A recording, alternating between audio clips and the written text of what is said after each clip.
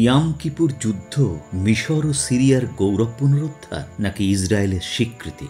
আরব ও Israel এই দুটো শব্দ একসাথে উচ্চারিত হলেই আমাদের চোখে ভেসে ওঠে শত বছরের দ্বন্দ্ব, সংঘাত এবং যুদ্ধের বীভৎস চিত্র। প্রত্যেকটা যুদ্ধ যেন মানবতার করুণ বিপর্যয়ের এক মূর্ত প্রতিচ্ছবি।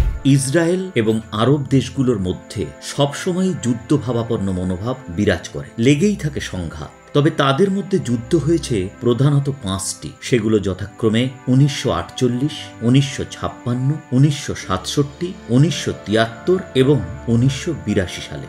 হ্যালো বন্ধুরা, আজ আপনাদেরকে 1973 সালে সংঘটিত হওয়া আরব ইসরায়েল যুদ্ধ সম্পর্কে জানাবো, যা ইয়াম কিপুর যুদ্ধ নামে বেশি পরিচিত। এই যুদ্ধটিকে রমজান মাসের যুদ্ধ বা চতুর্থ আরব ইসরায়েল যুদ্ধ নামেও অভিহিত করা হয়ে থাকে। ইয়াম কিপুর যুদ্ধ শুরু হয় 1973 সালের 6 অক্টোবর এবং শেষ হয় 26 অক্টোবর। অন্যান্য সব আরব ইসরায়েল যুদ্ধের মতোই ইসরায়েল ও আরব দেশগুলির মধ্যকার দীর্ঘদিনের সংঘাতের যে ইতিহাস, এটি তারই একটি খণ্ডচিত্র মাত্র।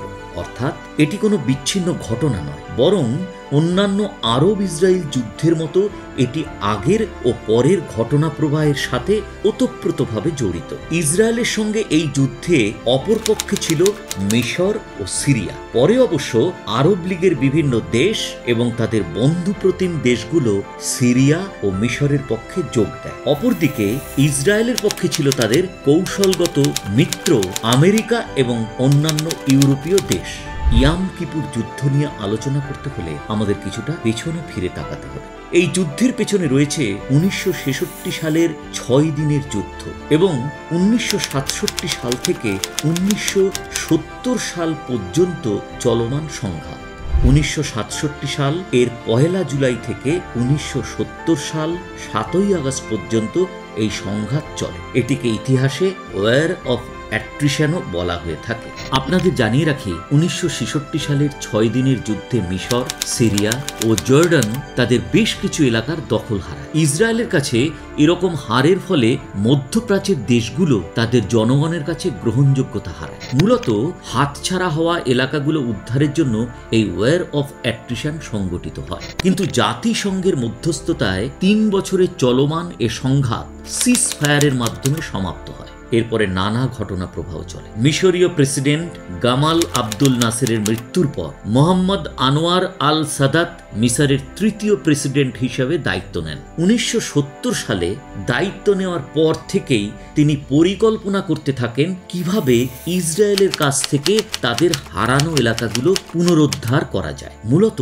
মিশরের সিনাই উপত্যকা, সিরিয়ার গোলান মালভূমি এবং জর্ডান নদীর পশ্চিম তীর ইসরায়েলের দখলে ছিল। এছাড়াও সুয়েজ খালের আশেপাশের অনেক এলাকাতে ইসরায়েল দখলদারিমূলক অবস্থান ধরে রেখেছিল। মিশর ইসরায়েল হামলা করতে পারে এই ধরনের খবর ইসরায়েলি গোয়েন্দা সংস্থার হাতে আগে থেকেই ছিল এবং পরপর দুবার এই হামলার খবর নিশ্চিত করা হলেও মিশর হামলা করেনি। পরবর্তীতে ইসরায়েলি ছুটির দিন এবং প্রার্থনার দিন ইয়াম কিপুরকে হামলার জন্য বেছে নেওয়া হয়। ইসরায়েলি ক্যালেন্ডার অনুযায়ী বছরের প্রথম মাস টিসেরি এর 10ম দিন হলো ইহুদিদের জন্য অত্যন্ত পবিত্র। এদিন রাষ্ট্রীয়ভাবে ইসরায়েলে ছুটি পালন করা হয়। 1973 সালে ইয়াম কিপুর ছিল 6 অক্টোবর। ওই দিনই মিশরের প্রেসিডেন্ট আনোয়ার সাদাত ইসরায়েলে হামলা করার সিদ্ধান্ত নেয়। ধারণা করা হয় এই হামলার প্রতিশোধ নিতেই 1981 সালের 6 অক্টোবর আনোয়ার সাদাতকে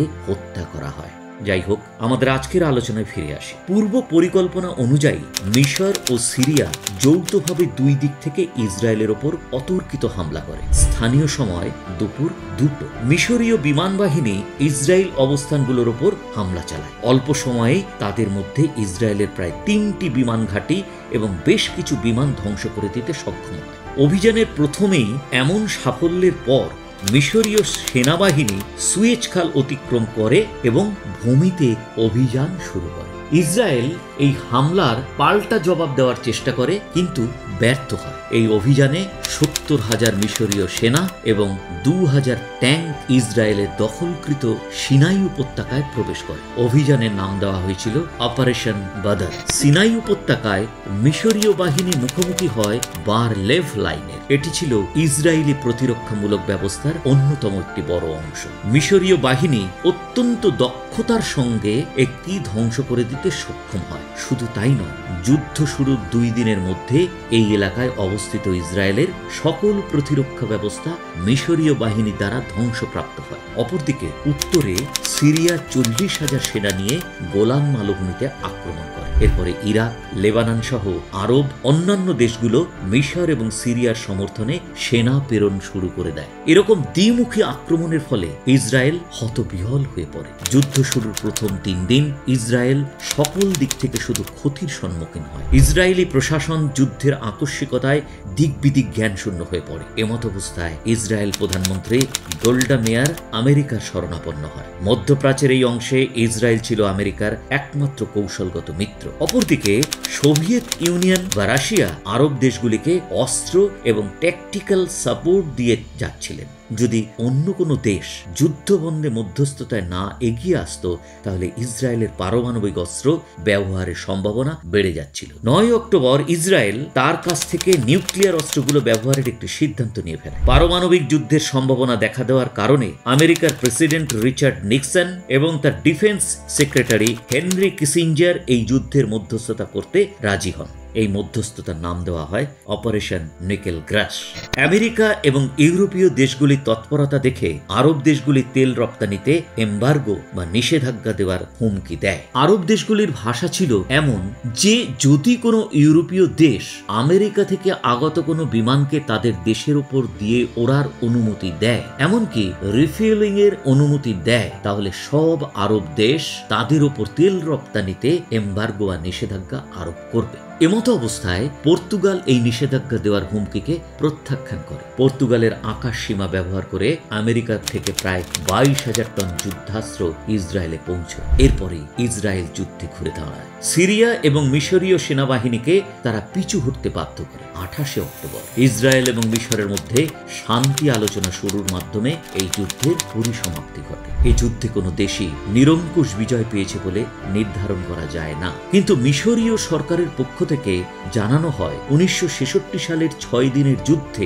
হারের ফলে তারা যে গৌরব হারিয়েছিল তা ইয়ম কিপুর যুদ্ধের মাধ্যমে তারা পুনরুদ্ধার করেছে। 1979 সালে মিশর ও ইসরায়েলের মধ্যে একটি শান্তি চুক্তি স্বাক্ষরিত হয়। সেই চুক্তি অনুযায়ী মিশর সিনাই উপত্যকা নিজেদের দখলে ফিরে পায় এবং ইসরায়েল মিশরের স্বীকৃতি পায়। ইসরায়েলকে স্বীকৃতি দেওয়ার কারণে অন্যান্য আরব দেশগুলো মিশরের সাথে সমস্ত রকম আন্তর্জাতিক সম্পর্ক বিচ্ছিন্ন করে। পরবর্তীতে 1992 সালে জর্ডান ও ইসরায়েলকে স্বীকৃতি প্রদান করে। এই যুদ্ধের পর থেকে এখনো পর্যন্ত মিশর, সিরিয়া, জর্ডান কিংবা অন্য কোনো আরব রাষ্ট্র ইসরায়েলের বিরুদ্ধে সরাসরি যুদ্ধ ঘোষণা করেনি। তবে সংঘাত আজও থেমে নেই। বিভিন্ন সময় ইসরায়েল তার মিত্রদের সহায়তার ক্রমেই ফুলে ফেপে উঠছে, আগ্রাসন চালিয়ে গেছে। ইয়াম কিপুর যুদ্ধ নিয়ে অনেক গবেষণা হয়েছে। কেউ বলেছেন এটি ছিল মিশর ও সিরিয়া 6 দিনের যুদ্ধে যে গৌরব হারিয়েছিল তা পুনরুদ্ধারের লড়াই। আবার কেউ বলেন এটি ছিল ইসরায়েলের স্বীকৃতির লড়াই। 1973 সালে